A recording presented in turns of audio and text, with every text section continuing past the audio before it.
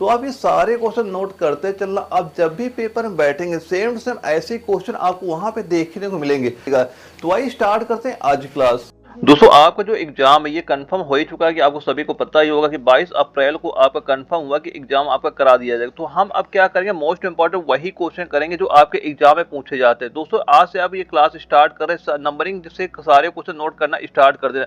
अब हम वही क्वेश्चन सोल्व करेंगे जो आपके एग्जाम में डायरेक्टली आपको वहां पे देखने को मिलेंगे। ये मान चलना दोस्तों मैं आपको मार्च महीने में जो आपका कंप्लीट सिलेबस में कंप्लीट आपको करा दूंगा। बस जितने मैं क्वेश्चन करा रहा हूँ सारे आप नोट करते चलना। आपके एग्जाम में सारे क्वेश्चन यहीं से आपको देखने को मिल जाएंगे। बस मैं जितने क्वेश्चन करा हूँ सारे आप नोट करते चलिएगा। और मैं वही क्वेश्चन अब यहाँ पे कराऊंगा जो आपके एग्जाम में पूछे जा चुके हैं और जिनके ज्यादा चांस एग्जाम में आने के। जैसे कि हमारा पहला क्वेश्चन आता है, इसमें पूछा गया कि बेरी बेरी रोग किस विटामिन की कमी से होता है। तो जो ये आपका बेरी बेरी रोग होता है यह किस विटामिन की कमी से होता है। ये आपका विटामिन B1 की कमी से आपका कौन सा रोग होता है, बेरी बेरी रोग विटामिन B1 की कमी से आपका हो जाता है। दोस्तों ये तो सभी को पता होता है कि जो विटामिन B1 की कमी से हमारा बेरी बेरी रोग होता है, लेकिन इसके कुछ और क्वेश्चन हमारे पूछे जाते हैं एग्जाम में। जैसे एक क्वेश्चन आपको ये भी पूछा जा सकता है जो विटामिन B1 है इसका रासायनिक नाम क्या है। तो जो विटामिन B1 होता है इसका रासायनिक नाम नोट कर लेना, क्या होता है, थायमीन होता है। दोस्तों मैं जितने यहाँ पे पॉइंट लिखा रहा हूँ ये भी पॉइंट आप नोट करते चले, ये भी एग्जाम में कई बार आपके क्वेश्चन पूछे जाते हैं।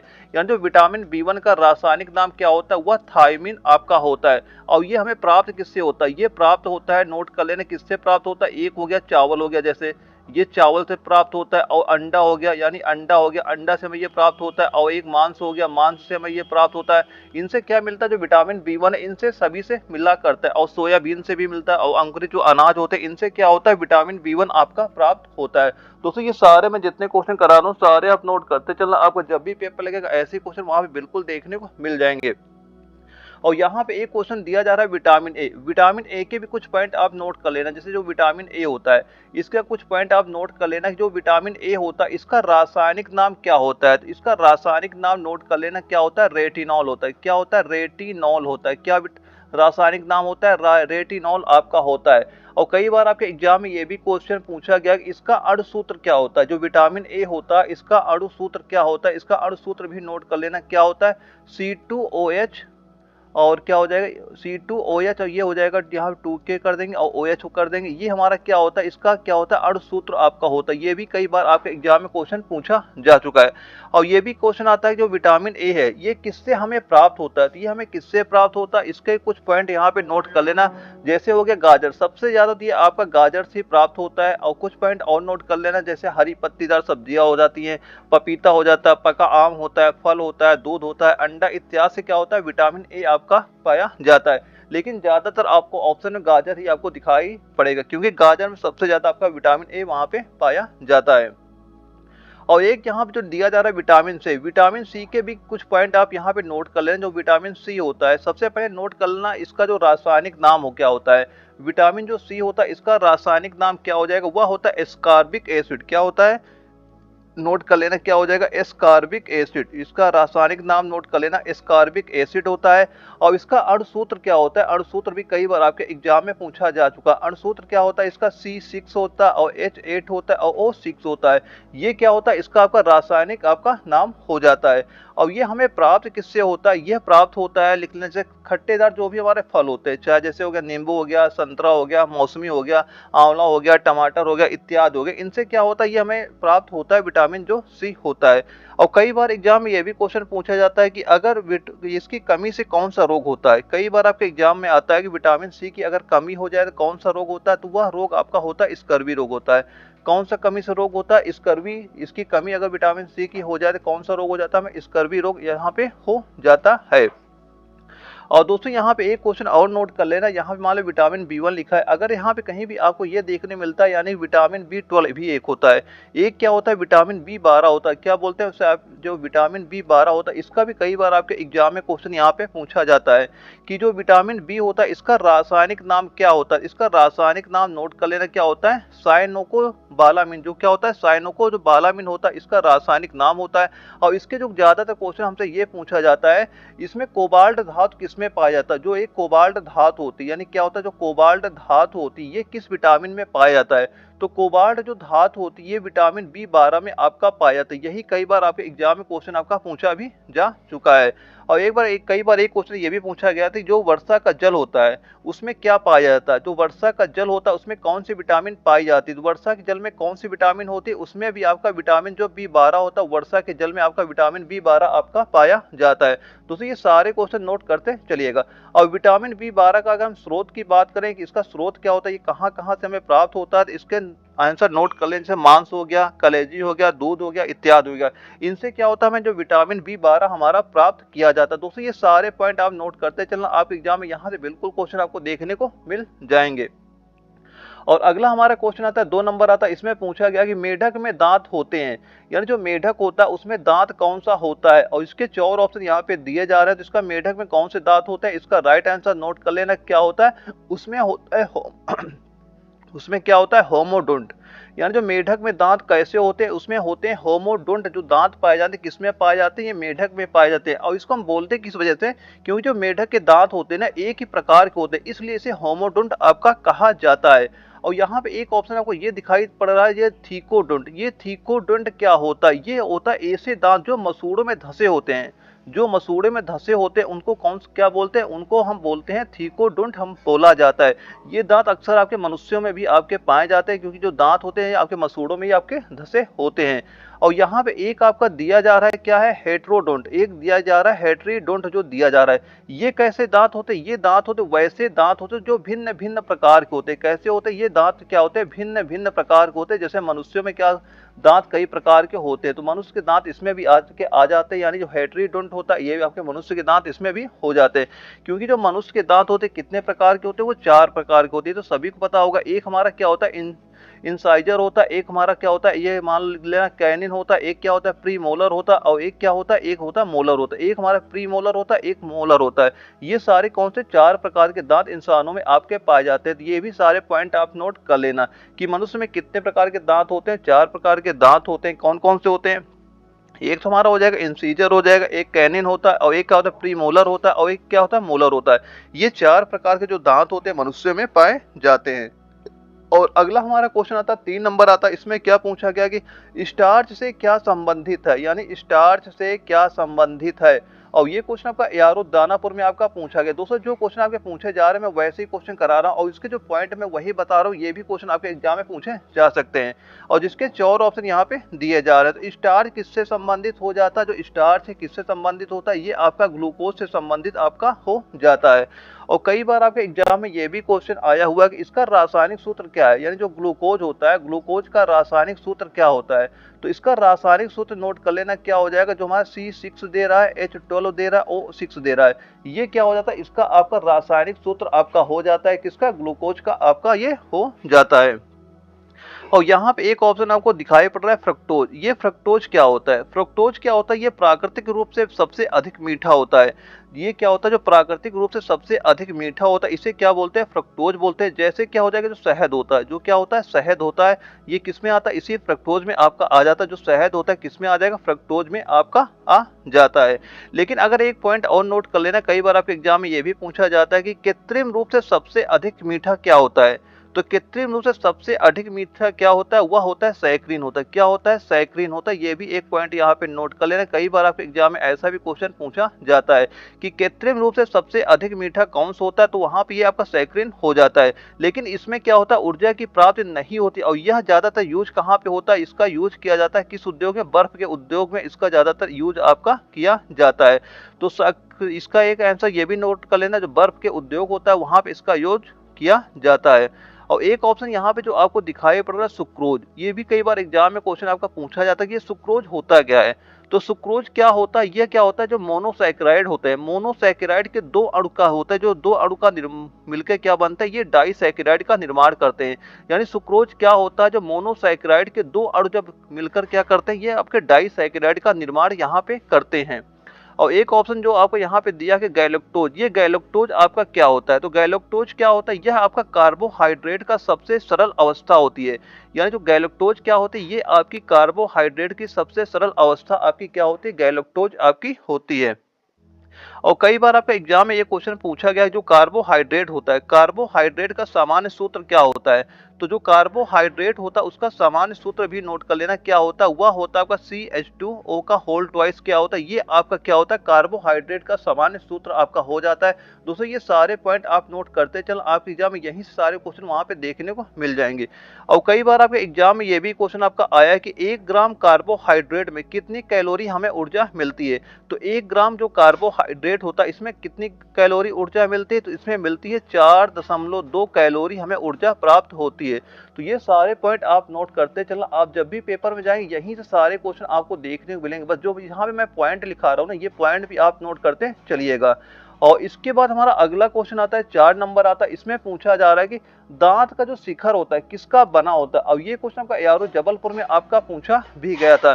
तो जो दांत का शिखर होता है ये किसका बना होता है, ये आपका बना होता है डेंटिन का। किसका बना होता है, ये आपका डेंटिन का आपका बना होता है, जो इसका ऊपरी सिरा आपका होता है।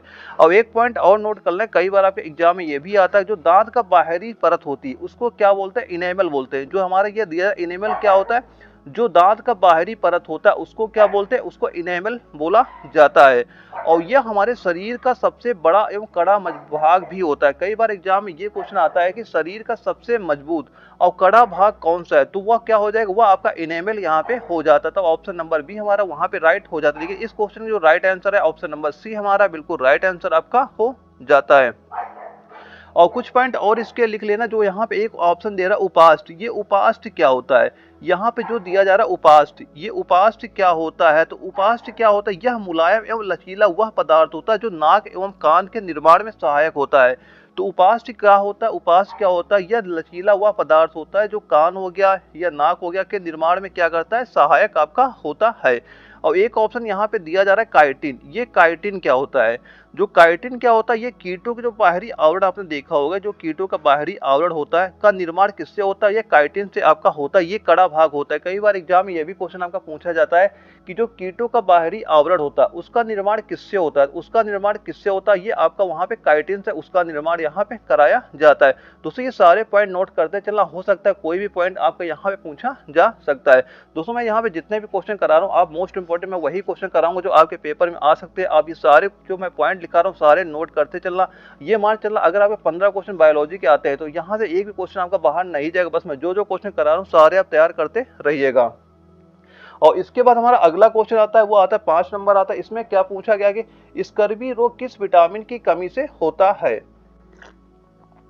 यानी स्कर्वी जो रोग होता है ये आपके किस विटामिन की कमी से होता है। और ये क्वेश्चन आपका एआरओ कोल्हापुर में आपका पूछा भी गया था। तो स्कर्वी रोग जो होता है ये किस विटामिन की कमी से होता है, यह होता है विटामिन सी की कमी से क्या होता है, हमारा स्कर्वी रोग हो जाता है। यानी ऑप्शन नंबर ए हमारा इसका बिल्कुल राइट आंसर आपका हो जाता है। लेकिन दोस्तों कई बार एग्जाम में यह भी क्वेश्चन आपको देखने को मिलता है कि इसका रासायनिक सूत्र क्या है, जो विटामिन सी है इसका रासायनिक सूत्र क्या है। तो रासायनिक सूत्र नोट कर लेना क्या होता है, इसका नोट कर लेना एस्कॉर्बिक एसिड। क्या हो जाता है, एस्कॉर्बिक, नोट कर लेना क्या होता है, एस्कॉर्बिक जो एसिड होता है यह विटामिन सी का आपका रासायनिक नाम आपका हो जाता है। और कई बार इसका आपको ये भी पूछता है इसका जो रासायनिक सूत्र है वो बताइए। तो इसका रासायनिक सूत्र नोट कर लेना, वह क्या होता है, वह नोट कर लेना C6 हो गया, H8 हो गया, O6 हो जाता है। ये इसका रासायनिक सूत्र आपका हो जाता है। और कई बार ये भी पूछता है जो विटामिन सी है इसका मालूम हमें प्राप्त कहाँ से होता है। अभी हमने बताया भी था, तो मौसमी हो गया, आंवला हो गया, टमाटर हो गया इत्यादि से क्या मिलता है हमें, ये विटामिन सी वहां से प्राप्त होता है। और यहाँ पे एक विटामिन जो के हमारा दिया जा रहा है, विटामिन के का रासायनिक नाम लिख लेना क्या होता है, फिलोक्विनोन। क्या होता है इसका रासायनिक नाम नोट कर लेना क्या होता है, वह हो जाएगा फिलोक्विनोन। राइट आंसर क्या हो जाएगा, फिलोक्विनोन जो होता है यह क्या होता है, विटामिन के का रासायनिक नाम आपका हो जाता है। और ये हमें प्राप्त किससे होता है, यह हमें जो हरी पत्तेदार सब्जियां होती है जैसे टमाटर हो गया या पनीर हो गया या इत्यादि से हमें क्या प्राप्त होता है, विटामिन के की हमें वहां से प्राप्त होती है। और कई बार एग्जाम में यह भी क्वेश्चन पूछा जाता है कि विटामिन जो के की कमी हो जाए तो हमें कौन सा रोग हो जाता है। तो इसमें रोग कौन सा रोग हो जाता है, वह होता है जो ब्लड का थक्का होता है। ब्लड का थक्का क्या होता है, नहीं जमता, यही रोग इसमें हो जाता है अगर विटामिन के की वहां पे कमी हो जाती। तो दोस्तों ये सारे पॉइंट आप नोट करते चलिएगा। और यहाँ पे एक आ रहा है विटामिन ई आ रहा है, तो विटामिन ई के कुछ पॉइंट आप नोट कर लेना, ये भी कई बार एग्जाम में आपके पूछे जाते हैं कि विटामिन ई का रासायनिक नाम क्या है। इसका रासायनिक नाम पहले तो ये नोट कर लेना क्या होता है, टोकोफेरॉल। क्या होता है इसका रासायनिक नाम नोट कर लेना क्या होता है, टोकोफेरॉल होता है। रासायनिक नाम क्या हो जाएगा, टोकोफेरॉल इसका रासायनिक नाम आपका हो जाता है। और विटामिन ई हमें प्राप्त किससे होता है? यह हमें प्राप्त होता है, ये जो पत्तीदार सब्जियां हो गई, यानी क्या होते हैं, पत्तीदार सब्जियां होती है उससे हमें प्राप्त होता है, या अंकुरित अनाज होते हैं इससे हमें प्राप्त होता है, दूध से हमें प्राप्त होता है। इनसे क्या होता है, विटामिन ए की हमें प्राप्ति होती है। और कई बार एग्जाम में ये भी क्वेश्चन आता है कि इसकी अगर कमी हो जाए, यानी अगर इसकी विटामिन ए ई की कमी हो जाए तो हमें कौन सा रोग हो जाता है? तो रोग कौन सा होता है? इसमें क्या होता है, जो जनन शक्ति होती है उसमें कमी आ जाती है। कमी से कौन सा रोग होता है? जो जनन शक्ति है, जनन शक्ति में क्या आ जाती है? जनन शक्ति में कमी आ जाती है। क्या आ जाती है? जनन शक्ति में कमी आ जाती है विटामिन ई की कमी के कारण। और यहाँ पे एक ऑप्शन दिया गया है विटामिन डी। तो विटामिन डी के कुछ पॉइंट और नोट कर लो। सबसे पहला पॉइंट तो यही नोट कर लो, इसका रासायनिक नाम क्या होता है? इसका रासायनिक नाम क्या नोट कर लेना, क्या हो जाता है? वह होता है क्या होता है? कैल्सीफेरॉल। क्या हो जाएगा? कैल्सीफेरॉल इसका रासायनिक नाम आपका हो जाता है। कैल्सीफेरॉल इसका रासायनिक नाम आपका हो जाता है। और ये हमें प्राप्त किससे होता है? ये भी पॉइंट नोट कर लें। जैसे हो गया अंडा हो गया, मक्खन हो गया, मछली हो गया, और मछली का तेल जो हो गया, या सूर्य का जो धूप से हमें ये विटामिन डी प्राप्त होता है। विटामिन डी किससे प्राप्त होता है? जैसे अंडा हो गया, मक्खन हो गया, मछली का तेल हो गया, सूर्य के धूप से ये भी हमें विटामिन डी प्राप्त किया जाता है। और कई बार ये भी क्वेश्चन आपका आता है कि विटामिन डी की अगर कमी हो जाए तो कौन सा रोग होता है? तो विटामिन की कमी से बच्चों में कौन सा रोग होता है? सबसे पहले ये पॉइंट लिखना कि बच्चों में कौन सा रोग होता है? बच्चों में रिकेट्स रोग होता है। बच्चों में कौन सा रोग होता है? वह रिकेट्स रोग होता है। और वयस्कों में कौन सा रोग होता है? वयस्कों में होता है ऑस्टियोमोमलेशिया, यानी ऑस्टियोमोमलेशिया जो रोग होता है ये वयस्कों में आपका हो जाता है। दोस्तों इसके सारे पॉइंट आप नोट कर लेना, कोई ना कोई पॉइंट आपके एग्जाम में इस बार जरूर देखने को मिलेगा। जो ये विटामिन वाले मैंने जितने पॉइंट बताए सारे अभी से नोट करते चलिएगा। और इसके बाद हमारा अगला क्वेश्चन आता है, 6 नंबर आता है। इसमें पूछा गया है जो पेप्सिन होता है, पेप्सिन क्या है? और ये क्वेश्चन आपका यारो जयपुर में आपका क्वेश्चन पूछा भी गया था, और जिसके 4 ऑप्शन यहाँ पे दिए जा रहे हैं। तो पेप्सिन क्या होता है? पेप्सिन क्या होता है? यह एक प्रकार का एंजाइम होता है। यह क्या होता है? पेप्सिन एक प्रकार क्या होता है? ये आपका एंजाइम होता है। तो इसका बस यही नोट कर लेना, ज्यादा इससे क्वेश्चन बनते नहीं। इसमें कुछ पॉइंट और नोट कर लेना, जैसे हार्मोन होता है। हार्मोन क्या होता है सभी को पता होगा। यह हमारे शरीर के जो विभिन्न भागों में क्या होता है, स्रावित होता है एवं बॉडी के अंगों का विकास में सहायक होता है। जो हार्मोन क्या होता है, यह हमारे शरीर के विभिन्न भागों में स्रावित होता है एवं बॉडी के अंगों का जो विकास होता है में क्या करता है, सहायता करता है। और यहाँ पे एक विटामिन वाला पॉइंट भी दिया जा रहा है, ऑप्शन दिया जा रहा है, इसका भी कुछ पॉइंट नोट कर लेना। जैसे क्या, जो विटामिन क्या होता है? विटामिन क्या होता है? हमारे शरीर की जो बीमारियों से रक्षा करता है। हमारे शरीर को बीमारियों से रक्षा कौन करता है? वह विटामिन करता है। कई एक बार एग्जाम में क्वेश्चन यह भी आया था कि अगर किसी को मान लो कोई रोग होता है तो इससे रक्षा हमें कौन करता है, कौन इससे रक्षा करेगा? वहां पे कई सारे ऑप्शन दिए गए थे, कार्बोहाइड्रेट था, कई सारे ऑप्शन वहां पे दिए गए थे। तो वहां पे जो विटामिन वाला ऑप्शन था वो आपको वहां पे राइट किया जाना चाहिए था। इसका राइट आंसर यहाँ पे विटामिन हो जाएगा। तो पेप्सिन क्या होता है? पेप्सिन एक प्रकार का एंजाइम होता है। ऑप्शन नंबर बी हमारा बिल्कुल राइट आंसर आपका हो जाता है। और इसके बाद हमारा एक अगला क्वेश्चन आता है। इसमें क्या पूछा जा रहा है कि ग्लूकोज को ग्लाइकोजन में परिवर्तित यकृत में होता है, किंतु इसका संग्रह कहाँ पे होता है? कई बार आपके एग्जाम में ये क्वेश्चन रिपीट हो चुका है, मोस्ट इंपोर्टेंट क्वेश्चन आपका हो जाता है।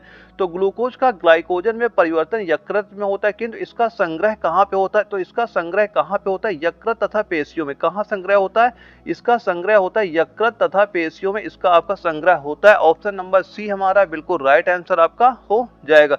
दोस्तों ये सारे क्वेश्चन आप नोट करते चलना। और यूरिया जो हमारा यकृत दिया जा रहा है, यकृत वाले कुछ पॉइंट और नोट कर लेना। यकृत क्या होता है? यह जो होता है विषैले पदार्थ का विषहीन बनाता है। यानी जो शरीर में क्या होते हैं, कुछ विषैले पदार्थ आ जाते हैं, उसको क्या करता है, ये उनका विषहीन बनाता है। और इसमें एक पॉइंट और लिख लेना, जो यकृत होता है, यकृत में किसका निर्माण होता है? यूरिया का निर्माण कहाँ पे होता है? कई बार आपको एग्जाम में क्वेश्चन पूछा जाता है यूरिया का निर्माण कहाँ पे होता है। तो यूरिया का निर्माण कहाँ पे होता है? यकृत में इसका निर्माण होता है। एक पॉइंट इसका और नोट कर लें, कई बार एग्जाम में पूछा गया कि जो ओल्ड आरबीसी होती है, ओल्ड आरबीसी को नष्ट करने का कार्य कौन करता है? वो भी आपका यकृत ही करता है। जो ओल्ड आरबीसी होती है उसको नष्ट करने का कार्य कौन करता है? ये भी कार्य कौन करेगा? ये भी आपका यकृत ही काम इसका करता है। और एक पॉइंट और लिखना, जो सबसे ज्यादा क्वेश्चन यहाँ आपका पूछा जाता है कि इसमें कुछ विटामिन संचित होते हैं, यानी कुछ विटामिन का यह निर्माण भी करता है। जैसे जो यकृत होता है, कौन कौन से विटामिन का निर्माण करता है, ये पॉइंट लिख लेना। कई बार आपके एग्जाम में यहाँ पे से क्वेश्चन आपका बन चुका है। जैसे हमारे जो विटामिन होते हैं, विटामिन लिख लेना। एक विटामिन ए हो गया, और एक विटामिन डी होता है, विटामिन ई होता है, और एक विटामिन के होता है। ये जो सारे विटामिन होते हैं इनका संचय कहाँ पे होता है? इनका संचय अब कहाँ पे होता है? ये संचय इनका होता है कहाँ पे होता है? यह हो जाएगा यकृत में। संचय कहाँ पे हो जाएगा? यकृत में हो जाएगा। और एक पॉइंट और नोट कर लें, जो विटामिन के का निर्माण भी करता है, ये संचय तो ये सारे होते हैं, यहाँ पे विटामिन ए भी होता है, विटामिन डी भी होता है, विटामिन ई भी होता है, विटामिन के भी होता है। और जो एक पॉइंट और नोट करना कि जो विटामिन के है या जो विटामिन के होता है, यानी जो विटामिन के होता है इसका निर्माण कहाँ पे होता है? यकृत भी जो होता है इसका निर्माण यकृत भी करता है। यानी विटामिन के का निर्माण कौन करता है? यकृत भी करता है। ऑप्शन आपसे पूछा जा सकता है कि विटामिन के का निर्माण कहाँ पे होता है, एक ऑप्शन आपको वहाँ पे यकृत जरूर दिखाई पड़ेगा और वही यकृत वाला हमारा ऑप्शन बिल्कुल राइट आंसर आपका हो जाएगा। दोस्तों ये सारे पॉइंट आप नोट करते चलो, आप एग्जाम बिल्कुल यहाँ से क्वेश्चन देखने को मिलेंगे।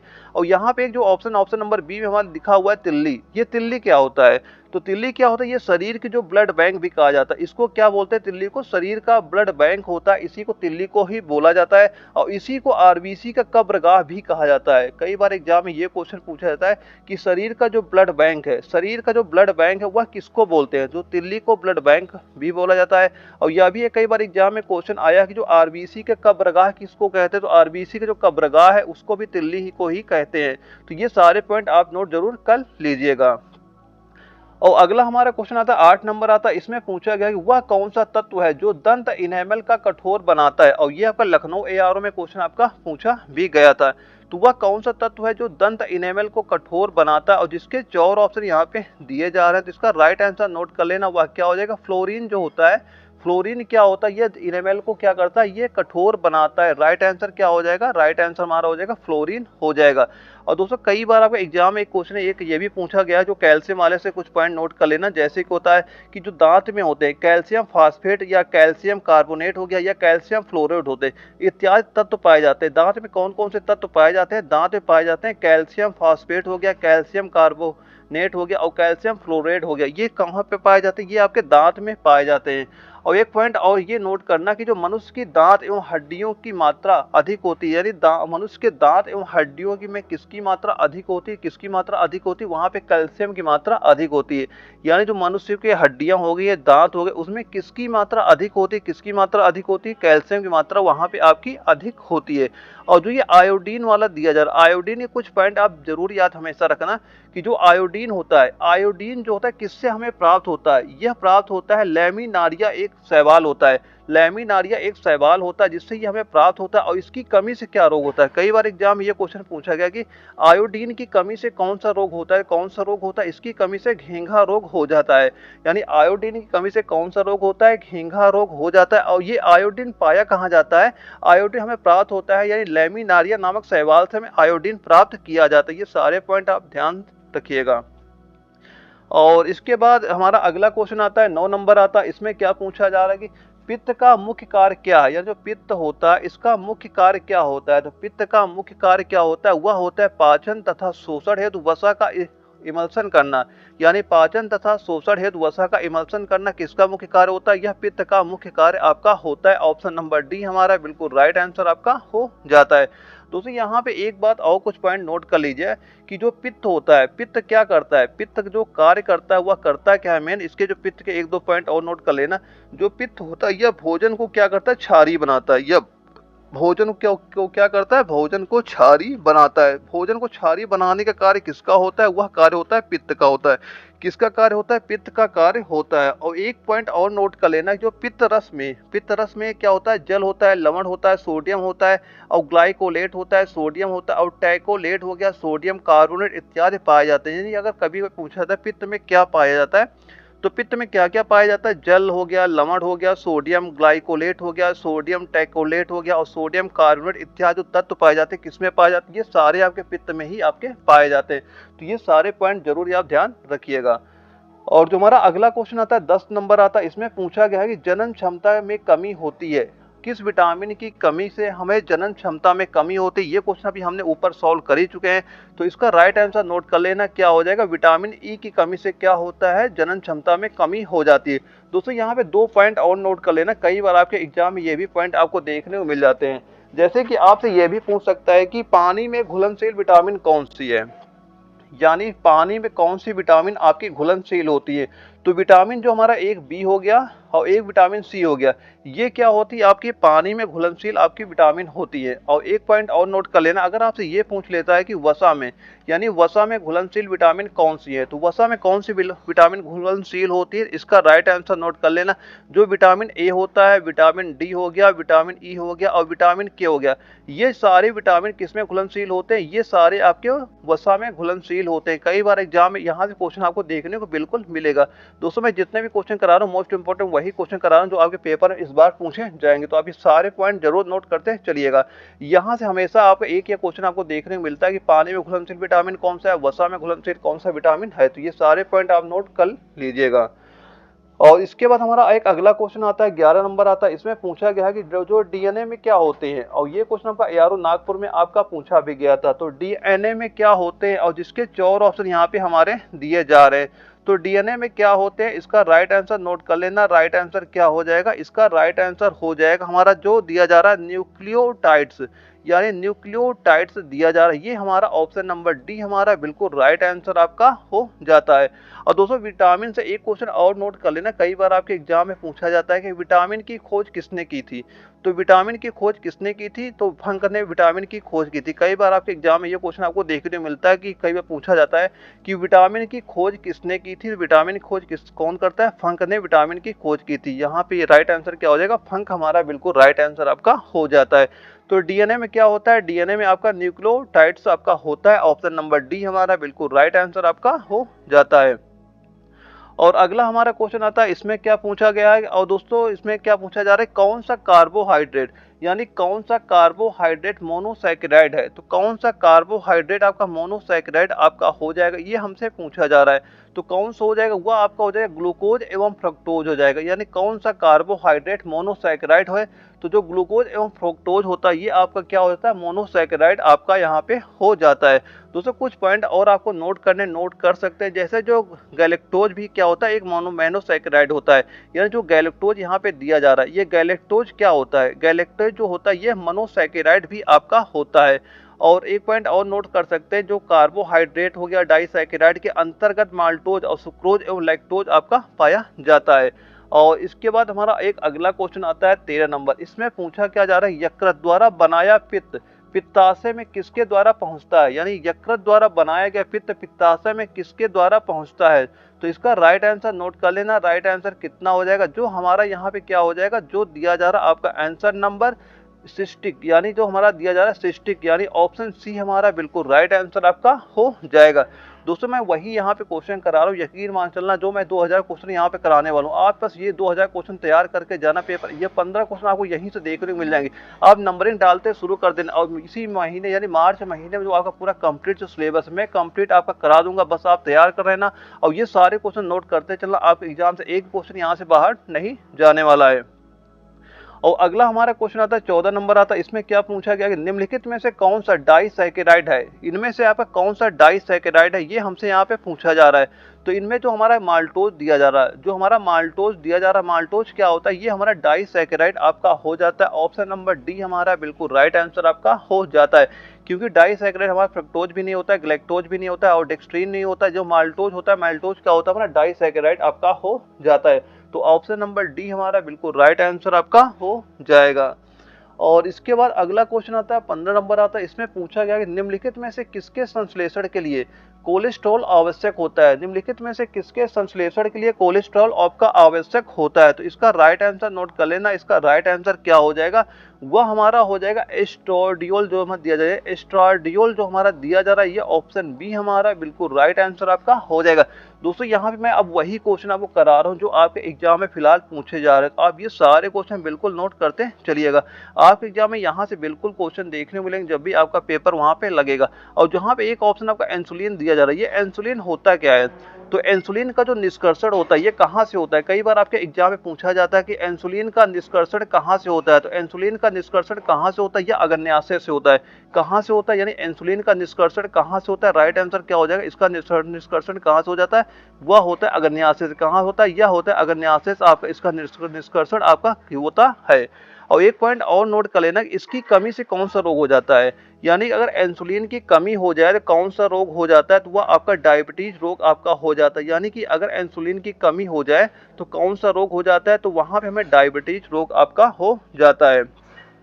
और एक पॉइंट और नोट कर लेना, इसका जो इंसुलिन वाला होता है, यहाँ पे कई बार आपसे पूछता है कि ग्लूकोज जो होता है लीवर में ग्लाइकोजन के रूप संचित होता है, यानी जो ग्लूकोज होता है, ग्लूकोज किस रूप में संचित होता है। जो यहाँ एक ऑप्शन ग्लाइकोजन दिया जा रहा है, ग्लाइकोजन होता है क्या, जो ग्लूकोज होता है यह लीवर में किस रूप में संचित होता है, तो ग्लाइकोजन के रूप में संचित होता है। तो इसका राइट क्या हो जाएगा, ग्लाइकोजन हमारा बिल्कुल राइट आंसर आपका हो जाए। कई बार एग्जाम में क्वेश्चन ये भी पूछा गया है कि जो ग्लूकोज होता है लीवर में किस रूप में ये संचित होता है, या किस रूप में आपका संचित होता है, या आपका ग्लाइकोजन के रूप में आपका ये संचित वहां पे होता है। तो इस क्वेश्चन का आंसर हो जाएगा ऑप्शन नंबर बी, हमारा बिल्कुल राइट आंसर आपका हो जाएगा। दोस्तों मैं जो ऑप्शन बता रहा हूँ ये भी जरा ध्यान से देखिएगा, क्योंकि हो सकता है आपके एग्जाम में यहाँ से कोई क्वेश्चन आपको देखने को मिल जाता है। और अगला क्वेश्चन हमारा आता है 16 नंबर आता है, इसमें क्या पूछा गया कि निम्नलिखित में से कौन सा दुग्ध प्रोटीन है। इनमें हमसे पूछा जा रहा है कौन सा आपका दुग्ध प्रोटीन है, और ये क्वेश्चन आपका एआरओ लखनऊ में आपका पूछा भी गया था। तो इनमें से आपका कौन सा दुग्ध प्रोटीन कौन सा हो जाएगा, जो कैसिन होता है, कैसिन कैसा प्रोटीन होता है, ये आपका दुग्ध प्रोटीन आपका पाया जाता है। और एक दो पॉइंट और नोट कर लेना, जो दूध का रंग उजला होता है, दूध का रंग जो सफेद होता है, ये किस प्रोटीन के कारण से होता है, वह होता है कैसिन जो प्रोटीन होता है। यह जो कैसिन प्रोटीन दिया जा रहा है, इसी से क्या होता है, दूध का रंग कैसा होता है, वह उजला होता है। और एक पॉइंट और नोट कर लेना, इसका जो पीला रंग होता है, दूध का जो पीला रंग होता है, वह किस वजह से होता है। तो दूध का जो पीला रंग होता है वह किस वजह से होता है, वह होता है कैरोटीन। कौन सा प्रोटीन के कारण होता है, कौन सी प्रोटीन होती है, वह होती है अभी कैरोटीन। इसका प्रोटीन नाम नोट कर लेना, क्या होता है, जो कैरोटीन होता है, क्या हो जाएगा, जो कैरोटीन प्रोटीन होता है। कैरोटीन जो प्रोटीन के कारण क्या होता है, दूध का रंग कैसा हो जाता है, पीला हो जाता है। और ये अगर पूछता है कि दूध का रंग सफेद किस प्रोटीन के कारण से होता है, वह कैसिन प्रोटीन के कारण होता है। और अगर ये पूछता है कि दूध का पीला रंग किस कारण होता है, वह कैरोटीन प्रोटीन के कारण दूध का रंग कैसा हो जाता है, पीला रंग आपका वहां पे हो जाता है।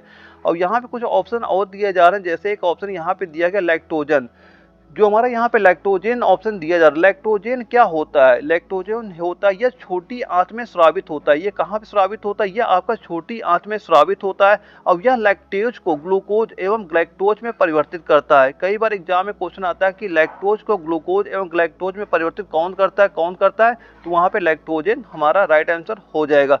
और एक ऑप्शन यहाँ पे दिया गया रेनिन। ये रेनिन क्या होता है, रेनिन क्या होता है, दूध में पाए जाने वाले कैसिन प्रोटीन को कैल्शियम पैराकैसिनेट में बदलता है। जो रेनिन क्या होता है, इसका राइट आंसर नोट कर लेना, तो यहाँ पे रेनिन दिया जा रहा है। रेनिन क्या होता है, दूध में पाए जाने वाले कैसिन प्रोटीन को कैल्शियम पैराकैसिनेट में बदलता है।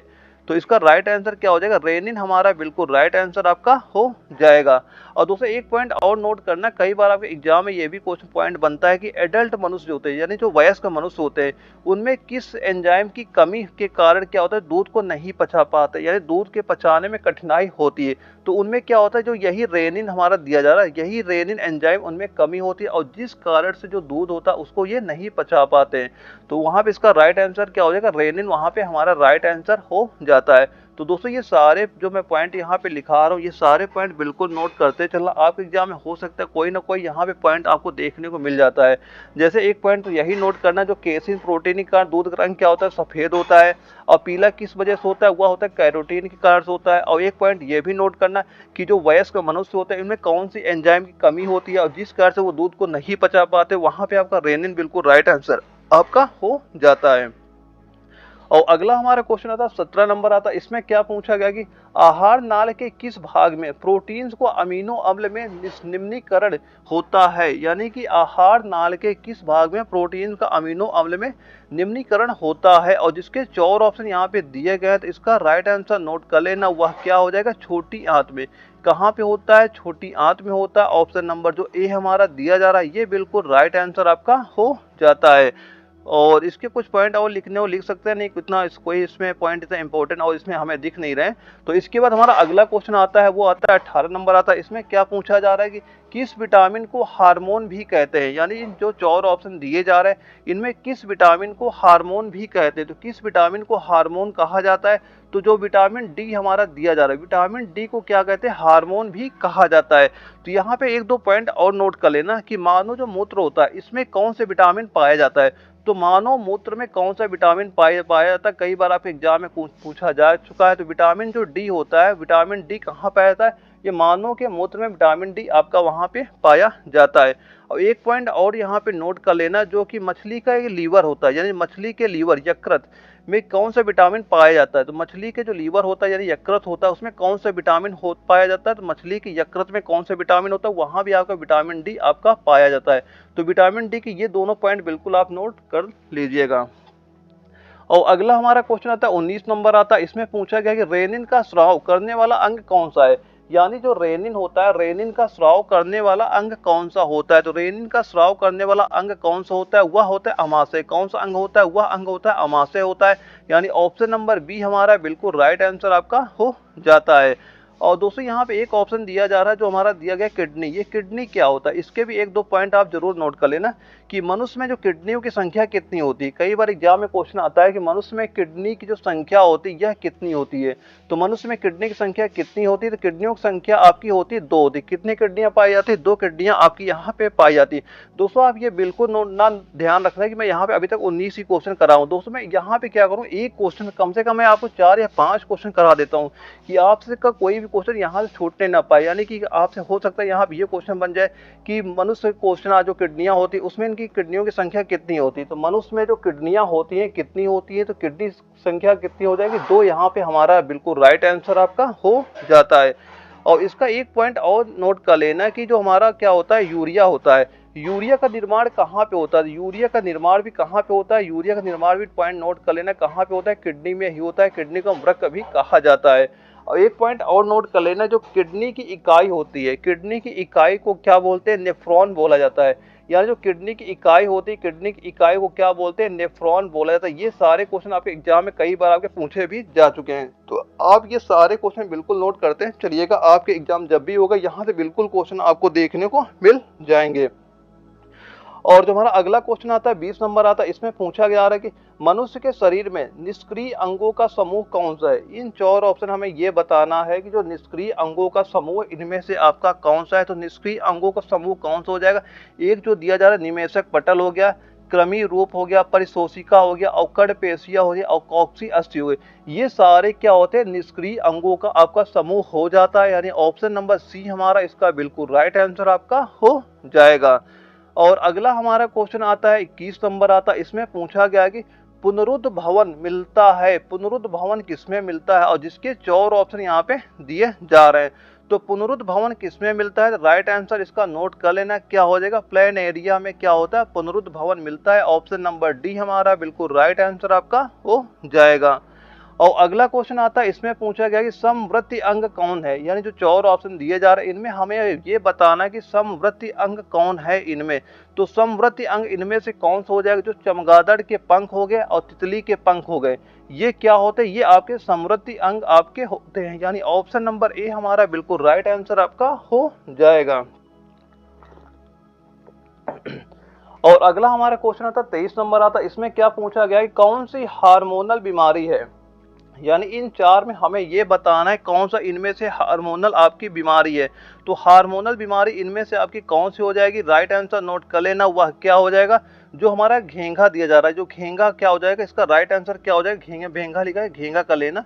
जो हमारा घेंघा दिया जा रहा है, घेंघा क्या होता है आपका, हार्मोनल आपकी बीमारी हो जाती है। यानी ऑप्शन नंबर बी हमारा बिल्कुल राइट आंसर आपका हो जाता है। दोस्तों कुछ पॉइंट और यहाँ पे नोट कर लेना जो मैं यहाँ पे बताने वाला हूँ कि ये तो हमारा हो जाता है, जो हमारा हार्मोन की कमी से कौन सा रोग होता है, वह घेंघा रोग आपका हो जाता है। और यहाँ पे कुछ ऑप्शन और नोट कर लें, जो एक दिया गया सर्दी जुकाम क्या होता है, सर्दी जुकाम कैसे होता है। तो जो सर्दी जुकाम होता है यह किससे होता है, यह भी आपका वायरल डिसीज है। ये कैसे डिसीज होता है, ये आपका वायरल डिसीज होता है। कई बार आपके एग्जाम में ये भी क्वेश्चन पूछा जा चुका है कि जो वायरल डिसीज इनमें से कौन सा है। तो वहाँ पे एक ऑप्शन आपको जुकाम वाला ऑप्शन वहाँ पे दिखाई पड़ जाएगा, क्योंकि जो जुकाम होता है ये आपका कैसा होता है, वायरल डिसीज आपका ये हो जाता है। तो दोस्तों ये पॉइंट जरूर आप नोट करते चलना। मैं जितने यहाँ पे पॉइंट लिखा रहा हूँ वो सारे पॉइंट आपके एग्जाम में कहीं ना कहीं आपको बिल्कुल देखने को मिल जाते हैं।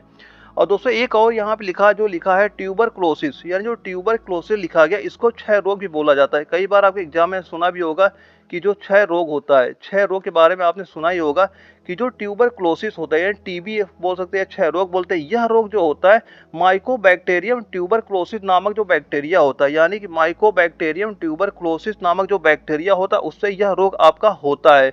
और इसके लिए टीका क्या लगाया जाता है? इसके लिए जो टीका लगता है वो किसका टीका लगता है? वो बीसीजी का टीका वहां पे लगता है। और ये एक क्वेश्चन एक बार एग्जाम में पूछा गया था कि जो बीसीजी में जो सी का फुल फॉर्म क्या है, यानी यहाँ पूछा गया कि सी का फुल फॉर्म क्या है, तो सी का फुल फॉर्म क्या हो जाएगा? कॉलमेट हो जाएगा। क्या हो जाएगा? इसका राइट आंसर नोट कर लेना, क्या हो जाएगा? वह हो जाएगा, नोट कर लेना, कॉलमेट हमारा बिल्कुल राइट आंसर आपका सी का फुल फॉर्म हमारे यहाँ पे हो जाएगा।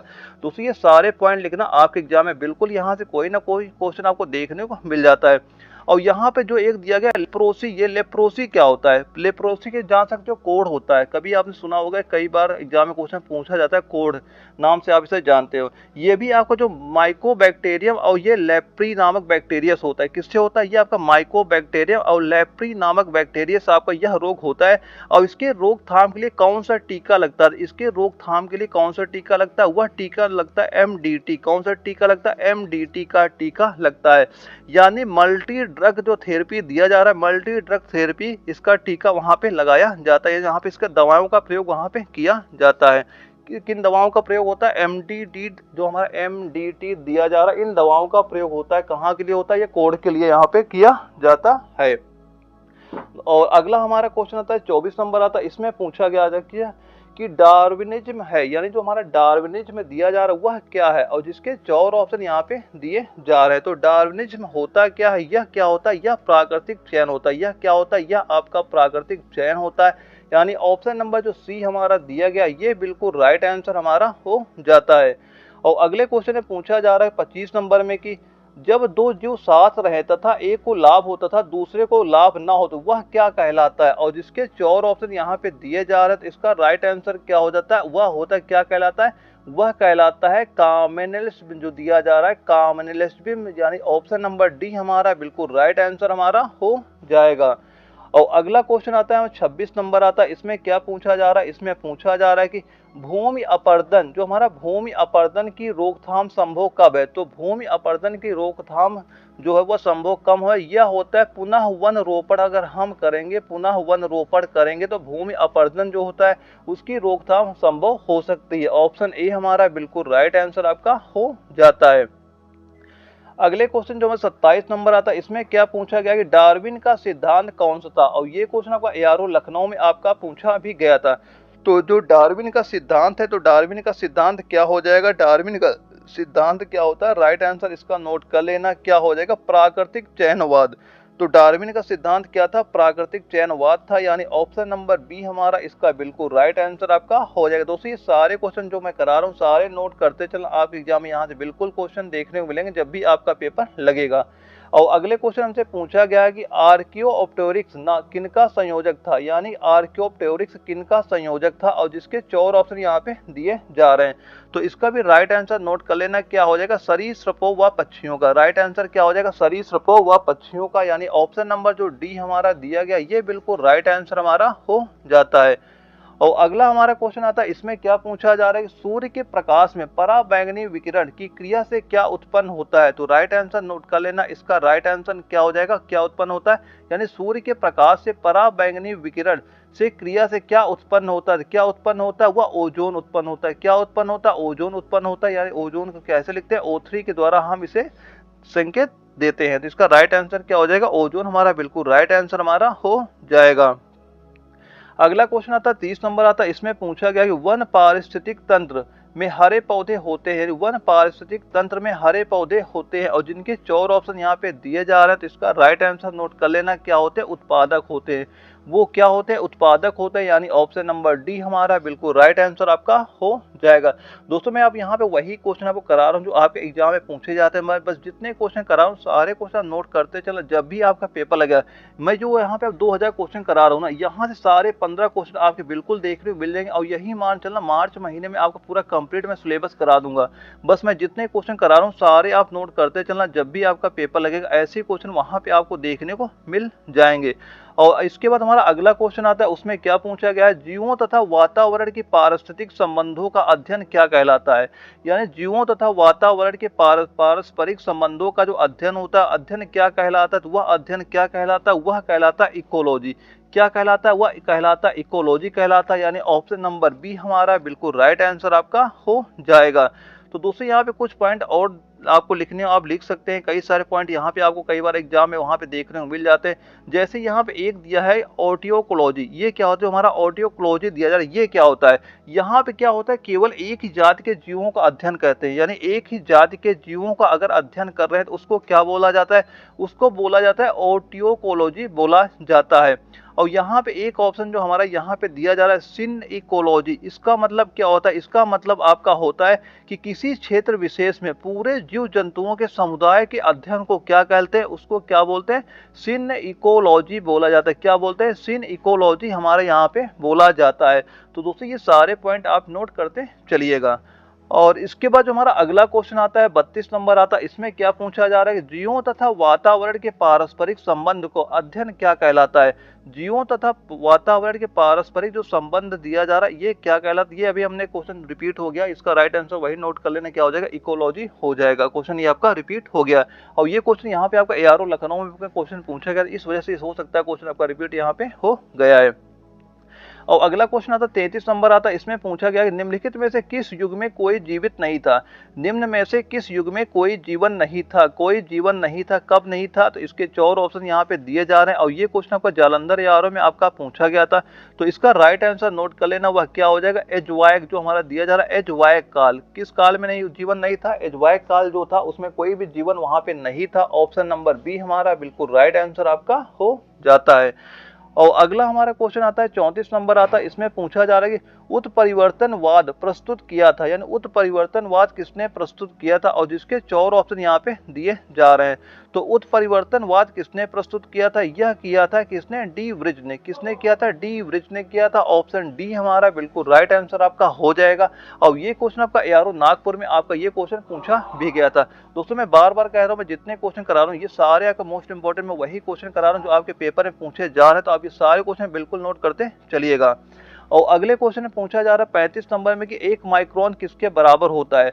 यानी जो 1 माइक्रोन होता है ये किसके बराबर होता है, 1 माइक्रोन होता है 1/1000 मिलीमीटर के बराबर होता है। या इसे हम ये भी लिख सकते हैं 0.001। कई बार आपको ऑप्शन में ये भी आपको वहां पे देखने को मिल जाता है।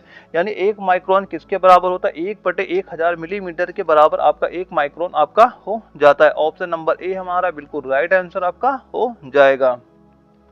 अगला क्वेश्चन आता है 36 नंबर आता है, इसमें पूछा गया कि उत्परिवर्तन का कारण क्या है। यानी उत्परिवर्तन का कारण क्या होता है, और जिसके 4 ऑप्शन हमारे यहाँ पे दिए जा रहे हैं। तो उत्परिवर्तन का कारण क्या होता है, वह होता है, पहला दिया जा रहा है क्रोमोसोम में परिवर्तन बिल्कुल होता है, जीन में परिवर्तन ये भी सही है, और DNA में परिवर्तन ये भी सही है। यानी उपयुक्त जो सभी ऑप्शन हमारा दिया गया, ऑप्शन नंबर डी हमारा बिल्कुल राइट आंसर आपका हो जाएगा।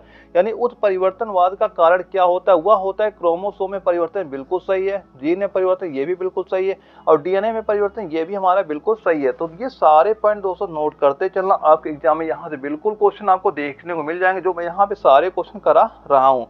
और अगला हमारा क्वेश्चन आता है 37 नंबर आता है, इसमें क्या पूछा जा रहा है कि पैलियंटोलॉजी का अध्ययन क्या कहलाता है। यानी पैलियंटोलॉजी का अध्ययन आपका क्या कहलाता है। तो राइट आंसर क्या हो जाएगा, जीवाश्मों का। राइट आंसर क्या हो जाएगा, जीवाश्मों का। यानी ऑप्शन नंबर डी हमारा बिल्कुल राइट आंसर आपका हो जाता है।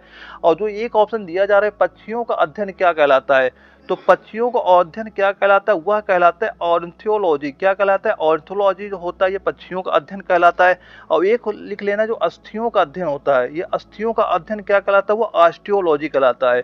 यानी अस्थियों का अध्ययन क्या कहलाता है, ऑस्टियोलॉजी आपका कहलाता है। तो ये सारे पॉइंट आप ध्यान रखिएगा।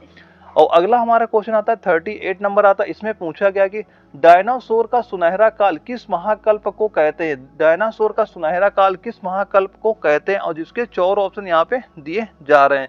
तो इसका भी राइट आंसर नोट कर लेना, क्या हो जाएगा, मेसोजोइक काल। जो हमारा मेसोजोइक काल था वो डायनासोरों का सुनहरा काल कहा जाता था। यानी ऑप्शन नंबर डी हमारा इसका बिल्कुल राइट आंसर आपका हो जाएगा। अगले क्वेश्चन में पूछा गया है कि जीवन की उत्पत्ति किस महाकल्प में हुई है, यानी जीवन की उत्पत्ति किस महाकल्प में आपकी हुई है। और ये जयपुर यार में क्वेश्चन पूछा गया था और जिसके 4 ऑप्शन यहाँ पे दिए जा रहे हैं। तो जीवन की उत्पत्ति किस महाकल्प में हुई, तो राइट आंसर क्या हो जाएगा, वह हो जाएगा प्री कैम्ब्रियन। जो हमारा दिया जा रहा है प्री कैम्ब्रियन दिया गया है, ये ऑप्शन ए हमारा बिल्कुल राइट आंसर आपका हो जाएगा। दोस्तों ध्यान रखना, अब मैं मोस्ट इंपॉर्टेंट वही क्वेश्चन आपको करा रहा हूँ जो आपके एग्जाम में पूछे जा रहे हैं, तो आप ये सारे क्वेश्चन बिल्कुल नोट करते चलना। आपके एग्जाम में यहाँ से बिल्कुल क्वेश्चन देखने को मिलेंगे जब भी आपका पेपर वहाँ पे लगेगा। और अगला क्वेश्चन हमारा आता है 40 नंबर आता है। इसमें क्या पूछा जा रहा है कि आधुनिक मानव के अभिनव पूर्वज क्या थे, यानी आधुनिक मानव के अभिनव पूर्वज कौन थे, और जिसके 4 ऑप्शन दिए जा रहे हैं। और ये क्वेश्चन आपका कोल्हापुर एआरओ में आपका पूछा भी गया था। तो इसका राइट आंसर नोट कर लेना, वह क्या हो जाएगा, वह हो जाएगा जो हमारा क्रोमेगनॉन मानव दिया जा रहा है, यानी क्रोमेगनॉन जो मानव दिया गया, ऑप्शन नंबर सी हमारा बिल्कुल राइट आंसर आपका हो जाएगा। दोस्तों आज की क्लास में इतने क्वेश्चन करेंगे, जो आगे मैं क्लास लाऊंगा दोस्तों मैं ये याद रखना, मैं जितने क्वेश्चन आपको इसी मार्च महीने में करा दूंगा। मार्च महीने में जितने क्वेश्चन कराऊंगा, यहाँ पूरा सिलेबस आपको मैं कंप्लीट करा दूंगा। एक भी क्वेश्चन ना तो आपका बायोलॉजी का ना तो केमिस्ट्री, किसी का एक क्वेश्चन आपको बाहर नहीं जाएगा। बस ये ध्यान रखना, मैं जितने क्वेश्चन करा हूँ सारे आपके क्वेश्चन नोट होने चाहिए। आप जब भी ये सारे क्वेश्चन नोट करते हैं, इनका रिविजन करते रहिएगा। यानी आप ये मान चल बस केवल आपको ये 2000 क्वेश्चन ही तैयार करने, अगर आप ये 2000 क्वेश्चन तैयार कर लेते हैं, एक भी क्वेश्चन आपका बाहर नहीं जाएगा। बस मैं जितने पॉइंट टू पॉइंट लिखा रहा हूँ, सारे पॉइंट टू पॉइंट आप नोट करते चलना। आप एग्जाम में सारे क्वेश्चन यहीं से आपको देखने को मिलेंगे। फिर भी अगर कोई भी अगर आपका डाउट होता है, कमेंट बॉक्स में बता सकते हैं, उसका मैं सोल्यूशन आपको बिल्कुल प्रोवाइड कराऊंगा। ओके दोस्तों, मिलते हैं अगले वीडियो में, तब तक के लिए जय हिंद।